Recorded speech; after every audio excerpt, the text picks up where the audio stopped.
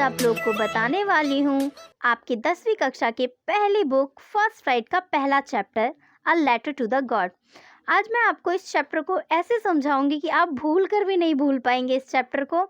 आज मैं आपको इसे एक समरी और कहानी की तरह बताऊंगी ताकि आपको ये ईजिली याद हो जाए और आप इसे भूलो ना और आपको अच्छे से समझ में आ जाए बिना किसी दिक्कत के। अगर आप चाहते हैं कि आपको पूरी तरीके से अच्छे से समझ में आ जाए बिना आपके दिमाग को परेशान किए और प्रेशराइज किए, तो कृपया वीडियो को अंत तक ज़रूर देखें। और अगर आप मेरे चैनल में न्यू हैं तो मेरे चैनल को सब्सक्राइब करना ना भूलें, और अगर आपने मेरे चैनल को सब्सक्राइब कर लिया है तो कृपया वीडियो को अंत तक ज़रूर देखें। तो आज हमारा टॉपिक है a letter to the God by G.L. फुएंटेस।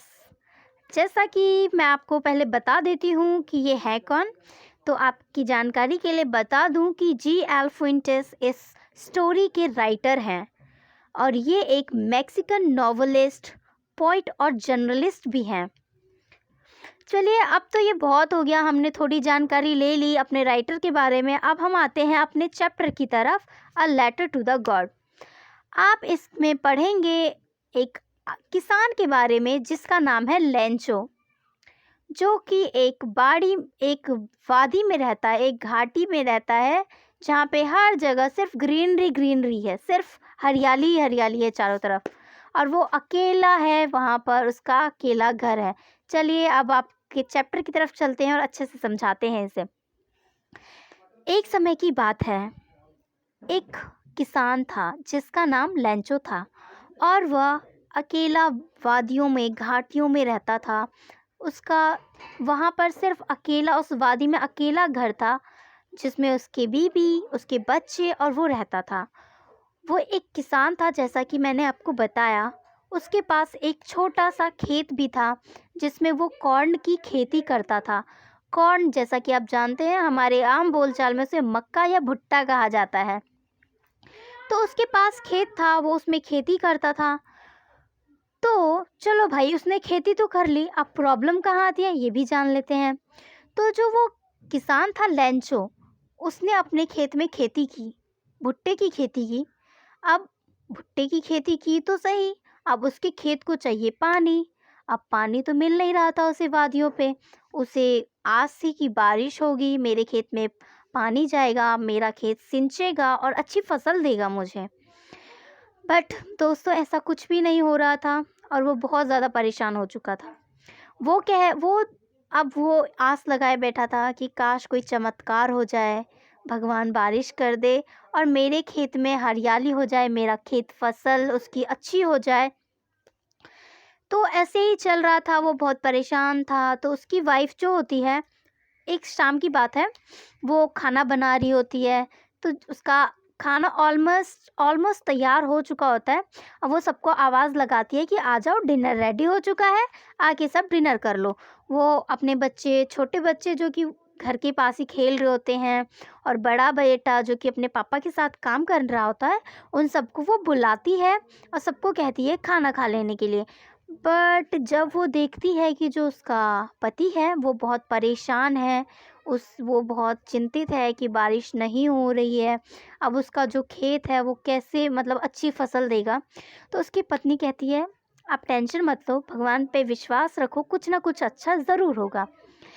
वो ये बात कर थोड़ी देर के लिए वो भूल जाता है अपना दर्द, और मतलब थोड़ा बहल जाता है वो और खाना खाने चला जाता है।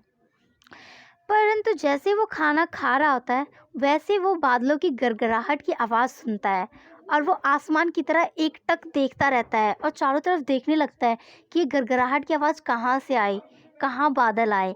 वो अब सोचता है कि शायद अब उसकी फसल बहुत अच्छी हो जाएगी, अब उसके खेतों को बारिश मिल जाएगी और उसका फसल अच्छा हो जाएगा। और जब वो देखता है कि जैसी बारिश होती है, वो इतना ज़्यादा खुश हो जाता है कि आप सोच भी नहीं सकते।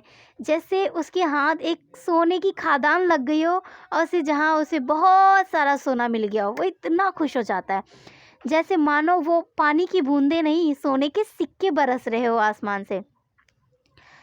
फिर थोड़ी देर बाद जब आधा एक घंटा बीत जाता है तो बारिश रुकने का नाम ही नहीं लेती है। अब अब बारिश तो बारिश, तेज बारिश के साथ साथ अब ओले भी बरसने शुरू हो गए। अब भाई साहब ये सब देख के वो बहुत ही ज़्यादा टेंशन में आ गया, क्योंकि जैसा आपने अपने देखा होगा, न्यूज़ में भी देखा होगा कि ओले कितना कुछ तबाह कर जाते हैं, वैसे ही कुछ उन ओलों का भी हाल था। उन्होंने भी कुछ वैसा ही किया। जब ओले बरसने शुरू हुए तो सारे तरफ चारों ओर सिर्फ सफ़ेद सफ़ेद सफ़ेद, ऐसा लग रहा था किसी ने एक सफ़ेद चादर बिछा दी हो, जो ओलों से भरी हुई थी पूरी वादी, चारों तरफ सिर्फ ओले ही ओले। अब तो उसकी पूरी फसल ही बर्बाद हो गई, सारी मेहनत बेकार हो गई उसकी। अब करे तो करे क्या वो? अब तो वो पहले से भी ज़्यादा परेशान हो गया। तो वो सोचता है कि क्यों ना मैं भगवान को लेटर लिखूं, क्या पता भगवान मेरी लेटर पढ़ के फिर मेरी मदद करने आएंगे। तो वो भगवान को लेटर लिखता है। भगवान को लेटर लिखने के बाद वो ज़्यादा पढ़ा लिखा तो नहीं होता है, पर इतना पढ़ा लिखा होता है कि वो एक लेटर तो लिख ही सकता था। तो वो लेटर लिखता है और फिर वो लेटर ले जाके पोस्ट ऑफिस में पोस्ट कर देता है। तो जब वो लेटर पोस्ट कर देता है तो जो वहाँ का पोस्ट ऑफिस का मैनेजर होता है, वो उसका लेटर खोलकर उसको पढ़कर देखता है कि उसने लिखा क्या है उसमें ऐसा। तो जब वो उसे पढ़ता है तो पहले तो वो शॉक्ड हो जाता है, वो हंसने लगता है। वो सोचता है, अरे अजीब अजीब इंसान है, कोई ऐसे कोई भगवान को कोई लेटर लिखता है।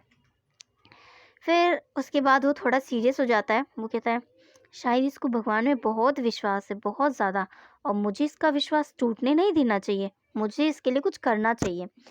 तो वो सोचता है क्यों ना मैं इसकी मदद करूं। तो वो जो होता है पोस्ट ऑफिस का जो मैनेजर होता है, वो मास्टर जो होता है अपने सैलरी में से कुछ हिस्सा लेकर अपने एम्प्लॉयज़ से पूछता है, उनसे हेल्प के लिए बोलता है, और वो सब मिलकर कुछ ना कुछ अपने तरफ से योगदान करके उसके लिए टोटल 70 पैसों इकट्ठा कर लेते हैं। अब 70 पैसों इकट्ठे करने के बाद वो जो होता है पोस्ट ऑफिस का जो मास्टर होता है, वो गॉड के नाम से लेटर साइन करके लेंचो के नाम पर पोस्ट कर देता है। तो अब क्या होता है, जब वो जो लेंचो होता है वो 1 हफ्ते 2 हफ्ते बाद जब अपना लेटर लेने के लिए आता है पोस्ट ऑफिस दोबारा, तो वो पूछता है पोस्ट ऑफिस के मास्टर से कि मेरा लेटर आया क्या? तो वो कहते हैं, हाँ तुम्हारा लेटर आया है ना, ये लो तुम्हारा लेटर। तो वो उसे उसका लेटर देते हैं। तो जब लेंचो वो लेटर पढ़ता है तो वो बिल्कुल भी शॉक नहीं होता है, जैसा पोस्ट ऑफिस का मास्टर सोचता है कि जब वो लेटर खोलेगा तो बहुत शॉक्ड हो जाएगा कि भगवान ने सच्ची में मेरे लिए पैसे भेजे हैं, ये तो चमत्कार हो गया। बट ऐसा कुछ भी नहीं होता। वो जो पोस्ट ऑफिस के मास्टर की जो इमेजिनेशन होती है, वो इमेजिनेशन ही रह जाती है। जब वो देखता है लेंचो को तो वो शॉक्ड हो जाता है कि अरे इसने तो कोई रिएक्ट ही नहीं किया, ऐसा लग रहा है जैसे ये पहले से जानता था कि पैसे तो आएंगे ही आएंगे। चलो भाई इतना तो हो गया, पर जब पोस्ट मास्टर ने लेंचो की बात सुनी, बहुत बहुत दुखी हुआ बेचारा, और थोड़ा मन ही मन सोचने लगा वो। जब उसने सुना कि लेंचो ने कहा कि भगवान जब आप मुझे अगली बार पैसे भेजो ना, तो आप मुझे डायरेक्ट मेल कर देना, क्योंकि जो ये बैंक ऑफिस के जो ये पोस्ट ऑफिस के जो मैनेजर वगैरह है ना, ये यहाँ के जो एम्प्लॉय है, मैं उन पर बिल्कुल भी भरोसा नहीं कर सकता। ये बंच ऑफ क्रुक्स हैं, बंच ऑफ क्रुक्स, धोखेबाज हैं ये लोग धोखाधड़ी करते हैं। और आप ना मुझे अगली बार डायरेक्ट मेल कर देना। तभी तो देखो 30 पैसों कम है इसमें, आपने पता है मुझे 100 पैसों भेजे होंगे, इन्होंने ही कुछ छेड़खानी की होगी। ये सब सुन के बेचारा पोस्ट ऑफिस बहुत दुखी हो पोस्टमैन ऑफिस का जो मैनेजर होता है वो बहुत दुखी होता है कि अब तो इंसानियत बची ही नहीं है, कर भला तो हो बुरा, ये वाला हाल हो गया यहाँ तो। उसने तो भला सोचा उसका, उसको दोबारा मुँह की मिली, उसको दोबारा वो मुँह के बल गिरा भाई साहब। बट पोस्टमैन को इतनी खुशी थी कि मतलब उसने उसकी हेल्प की लेंचो का, और उसका जो फेथ था गॉड में वो बरकरार रहा।